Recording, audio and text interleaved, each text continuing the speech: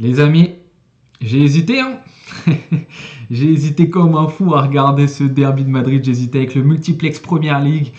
Il y avait du Liverpool, il y avait du Manchester City. Mais bon, je m'y suis mis. Je m'y suis mis pour regarder ce qu'allait faire le Real Madrid dans son premier gros match de la saison. Et quel match, hein.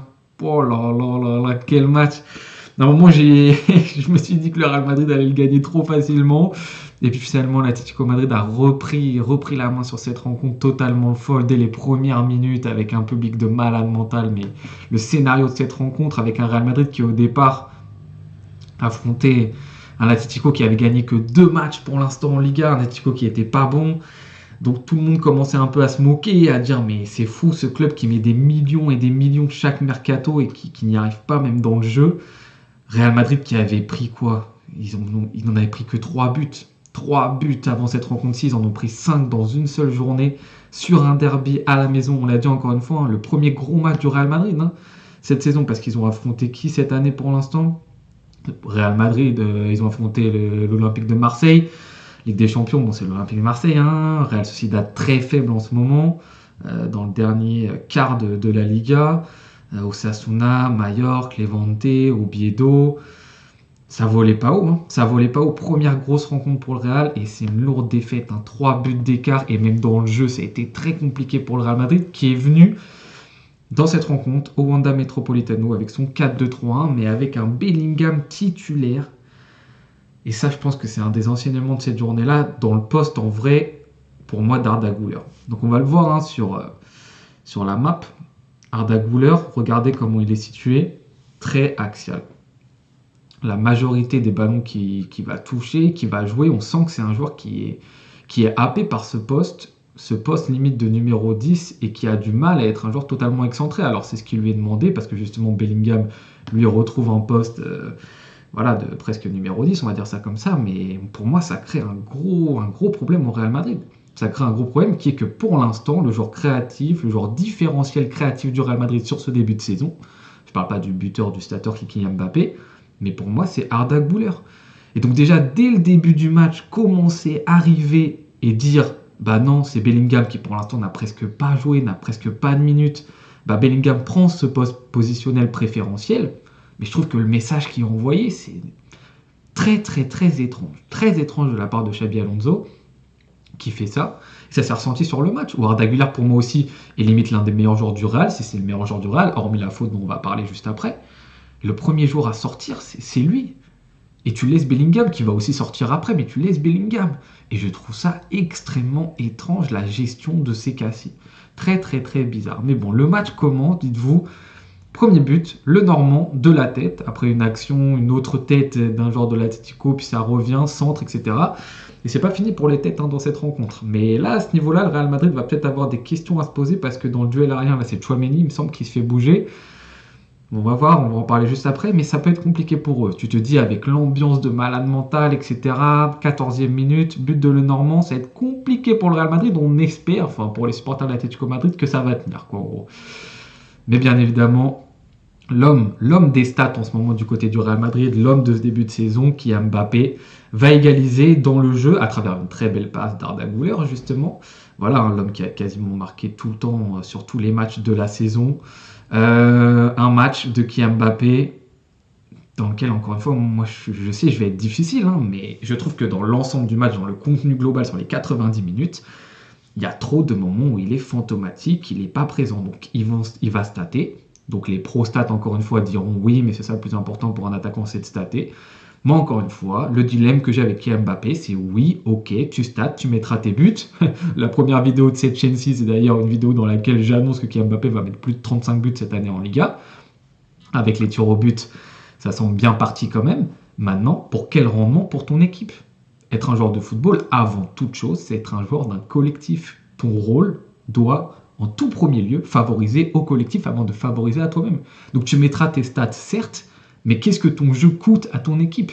Et là, pour l'instant, on a un Real Madrid qui travaille énormément autour de lui. On voit que Vinicius prend beaucoup moins de place. On voit que Bellingham prend beaucoup moins de place. On voit que Arda Güler est un joueur typiquement qui est là pour lancer Kylian Mbappé.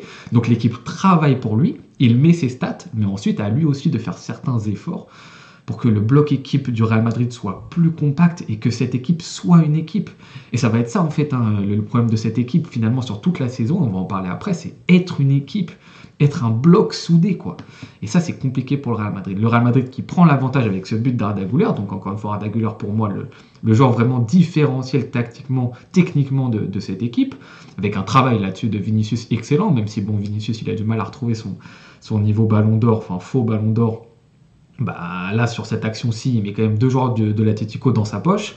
Très bon travail. Et Arda Güler qui finit très bien. Et là, on se dit, bon, ça va être compliqué. On connaît l'Atlético Madrid. Ils ont mis de l'énergie sur les premières minutes avec le public et tout. Mais là, leur début de saison qui a été catastrophique en termes de football face à un Real Madrid qui, lui, pour l'instant, n'a pas lâché un point en Liga. Voilà, on voit la différence. Et plus le match va avancer, plus le Real Madrid va prendre la main sur cette rencontre. Et c'est pas le cas. C'est pas le cas. Pourquoi ? Parce que juste avant la mi-temps, dans les prolongations de la première mi-temps, Sorloth, qui pour l'instant veut faire un match compliqué, te lâchait de tête. Et là, on en vient sur les difficultés aériennes du Real Madrid. Comment tu te prends ce but-ci ? Comment tu te prends ce but-ci alors que Carreras a de l'avance, que Huijsen aussi peut être sur le ballon, sur un long centre. Hein. Le centre, il est très, très, très, très long de la part de l'Atlético Madrid. C'est interdit. Il y a un surnombre du côté du Real. Tu peux pas te prendre ce but-là. Juste avant la mi-temps, c'est... Tu peux pas. Carreras, qu'est-ce qu'il fait sur cette occasion? Alors que c'est un des meilleurs joueurs du Real Madrid sur cette première partie, enfin sur ses premiers matchs surtout. Joueur, je pense qu'il va être super important pour ce collectif-ci parce qu'en tant qu'arrière-gauche, il y avait vraiment des manquements au Real Madrid. Mais là, ce match est totalement raté. Je veux dire, même en dehors de cette action, Carreras, dans l'exécution des passes, dans sa présence, il a été bouffé par l'enjeu du match. Je ne sais pas par quoi il a été bouffé, mais le public de l'Atlético, mais c'est très bizarre sa réaction et son match dans son entièreté. Je ne sais pas combien, en gros, même sur SofaScore, Carreras 5.3. Ouais, c'est un des pires joueurs du Real Madrid ce soir. C'est catastrophique et cette intervention, cette non-intervention le prouve. Et là, juste avant la mi-temps, tu te dis... On sait, hein, les buts juste avant la mi-temps, ça peut changer énormément de choses. Il arrive au retour des vestiaires, bien évidemment, cette action joueuse, ce penalty, qui paraîtra pas trop discutable, à part pour certains qui diront que très peu de pieds hauts sont sifflés, mais bon, pieds hauts qui touchent en plus Nico d'Arda Güler. Voilà, là, tu vois que c'est pas un défenseur, cette intervention, c'est très dangereux de la faire dans la surface de réparation, très très très dangereux d'exécuter ça. Tu vois qu'il n'a pas du tout les réflexes et Alvarez transforme son premier but de la soirée, qui donne un but d'avance pour l'Atlético Madrid. Mais bien évidemment, ce qui s'ensuit, mesdames et messieurs, est totalement fabuleux. L'occasion de parler de ce joueur-ci, quand même, de parler en bien aussi de l'Atlético Madrid, surtout à travers lui. Voilà, Julián Alvarez, doublé, et quel doublé sur coup franc un petit peu sur le côté. C'est un des meilleurs, hein. Voilà, j'ai fait un réel dessus, j'ai tweeté dessus. Pour moi, les 3 meilleurs tireurs de coups francs actuellement dans le monde, ça peut se taper, il y a du Grimaldo qui peut rentrer là-dedans, mais c'est du Julián Alvarez, Lionel Messi et Szoboszlai. Alvarez, c'est dedans, hein, la capacité, la qualité des coups de pied arrêtés, hein, en dehors des coups francs de Julián Alvarez, les pénaltys, les corners, les coups francs centre, très très bon là-dedans. Là, magnifique, hein, pour que Thibaut Courtois ne touche pas, enfin il le touche, Thibaut Courtois le touche, mais pour que Thibaut Courtois n'arrête pas un coup franc, il faut vraiment qu'il soit bien tiré. Excellent joueur. Franchement, en dehors de ça, en fait, son match, tu te dis, bon, il met juste un penalty, juste un coup franc. Est-ce que dans le jeu, ça a été bon ? Ouais, dans le jeu, ça a été bon, dans un rôle un petit peu derrière les 2 attaquants, si je dis pas de bêtises. Voilà, dans un rôle un petit peu, bon, pas derrière les 2 attaquants, mais surtout derrière Sorloth, je trouve, un peu plus dans un rôle qu'il avait... à un moment à Manchester City, quand De Bruyne était blessé, Pep Guardiola avait mis Julián Alvarez dans un rôle un peu 10, 9,5. Et là, je l'ai retrouvé un peu aussi dans ce positionnement-là. Bon, je ne sais pas si la map me donnera raison, quoi. La map me donne pas du tout raison sur ce que je dis. Mais je l'ai trouvé vraiment aussi plus à la création, en fait. Moins forcément dans la surface comme Sorloth l'était. Et un joueur... En fait, c'est ça qui est fou avec Julián Alvarez, c'est que c'est pas le joueur, tu te dis, c'est le plus vif, c'est le plus rapide. Tu te dis pas c'est le meilleur joueur en dribble.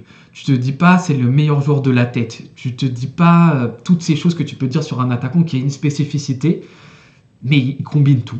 Il combine tout, une intelligence de jeu. Et lui, c'est un vrai attaquant de collectif. Quand je vous parle de Kylian Mbappé qui mettra certainement beaucoup plus de stats que Julián Alvarez sur cette saison, moi, je trouve qu'un mec comme Julián Alvarez, limite, c'est plus intéressant pour un collectif pour bien performer. Même si peut-être intrinsèquement, Kylian Mbappé fera plus de différence. Julián Alvarez, par toute sa palette, que ce soit son jeu collectif, sa capacité à être toujours intelligent dans le placement. À un moment, il fait un 1 contre le pauvre Asensio. Enfin, j'ai pas envie de dire pauvre parce que j'aime pas du tout ce jour-ci. Mais genre, tu sais qu'Asensio peut aller plus vite que lui, mais l'intelligence de Julian Alvarez fait qu'il va réussir à le passer et qu'on est à deux doigts de prendre un carton rouge pour Asensio, quoi. Juste cette action, elle est fabuleuse. Son jeu associatif, pardon, il est fou. On l'a dit, ses coups de pied arrêtés phénoménaux, sa qualité de frappe, mais quelle qualité de frappe de Julian Alvarez. Vraiment, c'est un attaquant, mais XXXXL en Europe. C'est top 3 pour moi, hein, des attaquants en Europe. Bon, top 5, on va le dire, mais top 3, vraiment, c'est fou. Et ce coup franc dans un derby, il faut mettre ce deuxième but. Il faut le mettre parce que si tu sais sinon que le Real, ils vont t'embêter. Et il tremble pas, quoi. Il tremble pas, c'est doublé, ça fait 4-2 à la 63e minute de jeu et le match après est fini, quoi. L'Atlético Madrid fait son Atlético Madrid, ça bouge. Le Real Madrid, je crois, finit le match avec combien de tirs cadrés le Real Madrid? Je sais pas si je pourrais voir les stats là, mais c'est totalement fou, voilà. Deux grosses chances pour le Real Madrid et il me semblait que c'était 2 tirs cadrés pour le Real Madrid. Ah non, 6 tirs cadrés. Non, shoot on target, voilà, exactement. 2 tirs cadrés pour le Real Madrid sur cette partie, c'est 2 buts, quoi, en gros. C'est rien, quoi. Donc, encore une fois, pour le premier gros match qu'a à faire le Real Madrid cette année, ça n'a pas été au niveau collectivement. Et on reste, encore une fois, sur une équipe qui a des individualités, qui va avoir des occasions, qui va marquer des buts par à coup, mais qui, je trouve, collectivement, n'est pas encore présente. Alors, on n'est que fin septembre. Donc, encore une fois, tenons pas des conclusions trop hâtives. Il faut du temps pour que le jeu de Alonso se mette en place. C'est logique. S'il doit mettre un jeu en place, c'est normal. Mais voilà, il y a beaucoup de gens qui ont dit, après ce nombre de matchs consécutifs sans défaite de la part du Real Madrid, c'est bon, le Real Madrid a enfin trouvé un bloc équipe cohérent, une équipe cohérente, ils jouent en collectif. Ce match prouve que non, Ça restera une équipe qui, individuellement, toujours fera des choses intéressantes. Pourquoi? Parce que tu as Kylian Mbappé. Et tu sais que même s'il fait un mauvais match, il peut te sortir d'un mauvais match avec un doublé. Tu sais que tu as Arda Güler qui, sur un coup de patte, une passe, peut te sortir un geste magnifique. Valverde, une grosse frappe de loin, peut te sortir un geste magnifique. Bellingham, quand il retrouvera son niveau, tu sais que Bellingham, il peut faire une projection dans la surface, te sauver un match. Vinicius, pourquoi pas sur une action. Il y a de la qualité individuelle de malade mental. Thibaut Courtois qui te fait un match XXL, il peut te sauver un match. Mais c'est toujours la même chose avec le Real Madrid. Individuellement, oui, ils peuvent gagner des matchs, mais je trouve que collectivement, dès qu'en phase 2, il y a une équipe qui tactiquement est au-dessus, ils ne remportent pas la bataille. Ils ne remportent pas la bataille tactique. Et j'ai l'impression que là, on va vers ça. Alors, je le répète, on n'est que fin septembre, il faut laisser du temps au football de Xabi Alonso de se mettre en place, mais il y a des choses qui ne vont pas. Comment Kylian Mbappé va encore une fois être un joueur de collectif. On le voit, il fait plus d'efforts. On voit en tant que numéro 9, il fait des choses en pivot qui sont plus intéressantes. Mais je trouve encore une fois que pour un bloc collectif, c'est pas suffisant. Le fait, on revient à ce que j'ai dit au début du match, de mettre Arda Güler dans cette position et de le sortir en premier face à un Bellingham qui... En fait, si t'es juste dans la logique de mérite sportif, ça n'a aucune logique. Si tu pars juste du principe du mérite sportif, ça n'a aucune logique. Le match de Bellingham n'est pas bon, réflexion aussi sur son poste, etc. Huijsen, c'est un joueur que j'ai apprécié beaucoup. Hein. J'ai vu quelques matchs de lui l'année dernière avec Bournemouth quand il jouait surtout contre des gros clubs parce que je ne regarde pas Bournemouth quand il joue contre des faibles, et même avec l'Espagne. C'est typiquement le genre de défenseurs centraux que j'apprécie beaucoup. Qualité de relance, joueur propre, c'est ce que j'adore. Le tout début de saison d'Huijsen au Real Madrid, ça pose des mini questions. Parce que sa capacité des fois d'intervention, des fois tu sens qu'il a aussi des pertes de lucidité d'un coup. C'est très étrange. Le dernier but qu'il concède, Valverde, la faute de passe qu'il fait, elle veut dire aussi, je pense, des choses. Et Carreras, dans un gros match comme ça, a montré des fébrilités, des fragilités. Carvajal titulaire, je ne sais pas trop ce qui se passe avec Alexander-Arnold. Est-ce qu'il n'est pas dispo physiquement? Est-ce qu'il n'est pas dispo tout court? Est-ce que défensivement, ça ne le fait pas?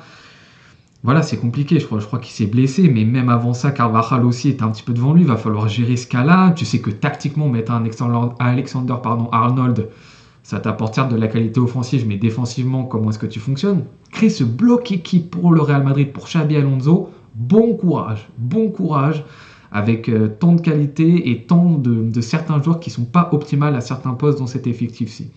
À côté de ça, bravo à l'Atlético Madrid, qui, bon, va falloir vérifier s'ils ont gagné cette rencontre-ci juste avec le cœur parce que c'était un derby ou si vraiment ça va lancer leur saison. Ils avaient lancé leur saison déjà un peu plus tôt, il me semble.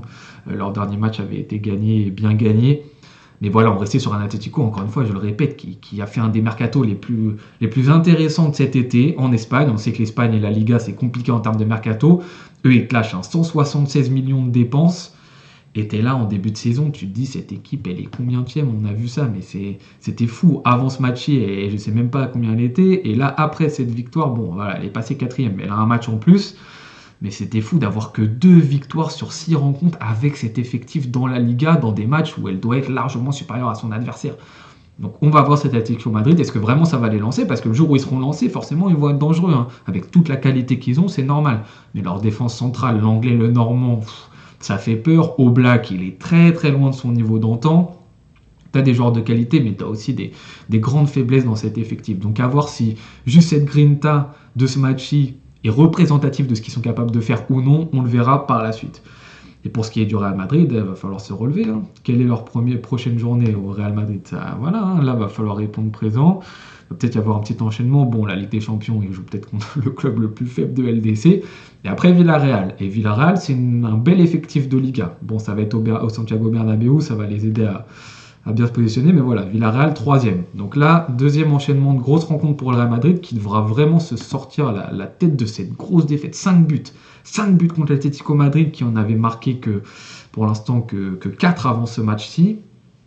Il va falloir s'en sortir. Il va falloir s'en sortir et il va falloir montrer mieux collectivement. On sait qu'individuellement le Real Madrid ça va rouler. Collectivement, comment va réagir cette équipe les amis?